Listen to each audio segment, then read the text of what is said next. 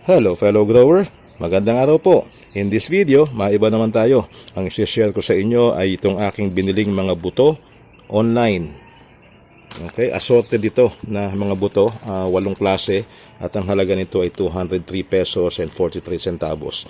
So retail pack lang itong binili ko na mga buto. At nakalagay dito sa likod kasi ng supplier, no video, no return, no refund. So naisip ko, i-video ko na rin lang, i-content na natin. Okay? So, buksan na natin to.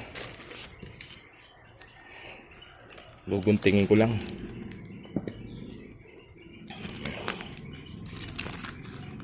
Okay. So, ito, gaya ng sabi ko nga, 203 pesos, 8 items lang itong binili ko.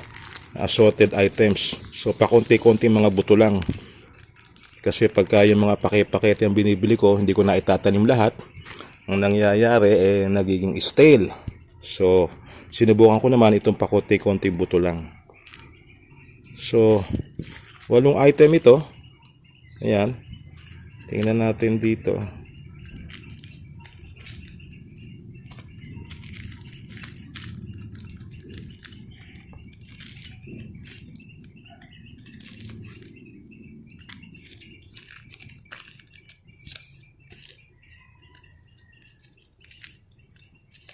Anim lang. 6 na item lang. Supposedly, 8. Wow. Tapos parang hindi ito yung binili ko eh. Sandali ha, mag-pause muna tayo. Titingnan ko sa computer. Kasi alam ko may mga binili pa akong pakwan, melon, no? Wala akong biniling sibuyas kasi may sibuyas pa ako eh. Sandali lang, tingnan natin sa computer ha. Okay, na-check ko na. Walang tumama sa order ko. Ang order ko, ito, nilista ko na, ay 8 item ito. Pipino, melon, 2 klase ng bell pepper, kinchay, peanut o yung mani, sitsaro, at saka pakwan. So, 8 items lahat. At walang tumama, ang dumating kamatis, sitaw, sweet basil seeds, sweet basil seed na naman, sibuyas, tsaka panigang. So, malamang ito para sa ibang customer at sa akin na padala. So, at anyway, mali. Mali ang dumating sa atin. Isusubukan ko munang i-chat sa Lazada. Titingnan natin kung ano ang pwedeng magawa. Okay, nakausap ko na yung seller. Actually, nag-file muna ako ng return sa Lazada, no? At ni-required na magpadala ng picture kasi nga nakalagay dito sa likod niya, no video, no return, no refund. So picture tsaka video yung sinend ko sa kanya. At ang kagandahan nito, after a few minutes naman, mga 10 minutes, nag-reply itong seller. Itong seller nga pala, sino ba seller?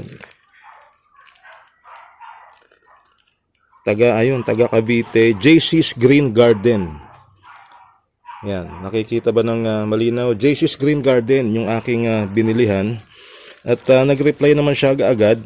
Ang nakakatuwa nito, ang sabi niya, i-refund daw nila. At the same time, hindi na nila kukunin ito. So, free na raw itong mga buto na aking natanggap. Galing sa kanila itong mga maling buto. Kasi meron akong kamatis, meron din akong sili. Katatanim ko lang ng sitaw. So, hindi ko talaga kailangan lahat ito. But anyway, sabi niya, free na raw ito at i-refund yung ibinayad ko. Itong halagang 203 pesos and 43 centavos. Well, so good news yan.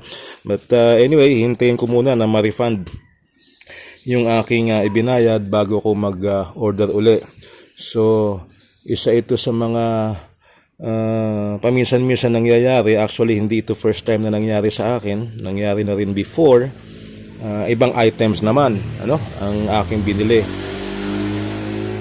So yung ibang mga supplier, ibang mga seller, hindi na talaga kinukuha yung defective item nila. Nire-refund na lang. So dito sa Jesus Green Garden, ganun din ang gagawin niya. Hindi na raw niya kukunin to, libre na raw yung mga buto. At i-refund na lang yung bayad ko. So sabi ko, pag na-refund, pasensya na ho sa ingay ha, maingay talaga dito sa paligid ko. So ang sabi ko, pagka na-refund na, at saka na lang ako order ulit nung mga item na supposedly binibili ko, no? Yung pipino, yung melon, bell pepper, kinchay, yung buto ng mani, chicharo, at saka yung pakwan, kasi gusto ko magtanim ngayon ng mga item na yon. So bad experience sa umpisa, na mukhang magiging good experience na rin later on, kasi nga hindi na rin niya kukunin itong mga butong ito, at magre-refund na lang siya nung pera na ibinayad ko na halagang 203 pesos. So all's well that ends well, ika nga. Ano po? So yun muna ang ating video about dito sa aking mga biniling buto online na walang tumama kahit isa. Maraming salamat sa panonood, fellow grower, and see you in my other videos. Bye bye.